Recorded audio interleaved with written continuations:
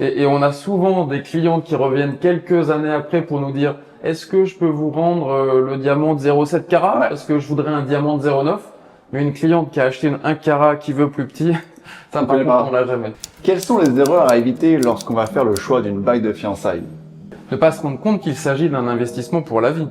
Eh oui, complètement, puisqu'a priori on se fiance qu'une fois dans sa vie. Ah oui.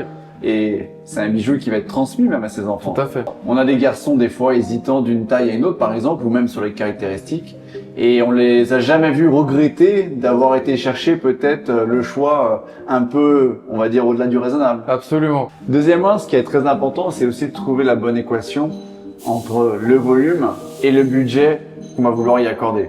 Ah oui, effectivement, parce qu'on a souvent des gens qui viennent à la boutique en voulant une 0,5, une 0,7 ou même une 1 carat, ils ne se rendent pas compte du volume. Ouais. Ça peut aussi avoir un rapport avec la morphologie de la personne. Et d'ailleurs, on a fait tout un sujet qui est très complet sur le rapport entre le carat et le budget. Mais maintenant, un des meilleurs conseils, c'est de considérer sa bague dans son ensemble. Il y a d'autres caractéristiques et si par exemple cette personne souhaite offrir une pierre de 1 carat, elle n'est pas obligée d'acheter un diamant très très blanc et très très pur. Elle peut par exemple jouer sur quelques caractéristiques microscopiques par exemple qui vont lui permettre d'accéder à cette pierre de 1 carat. Alors troisièmement, la bague de fiançailles n'est pas la seule bague de votre vie.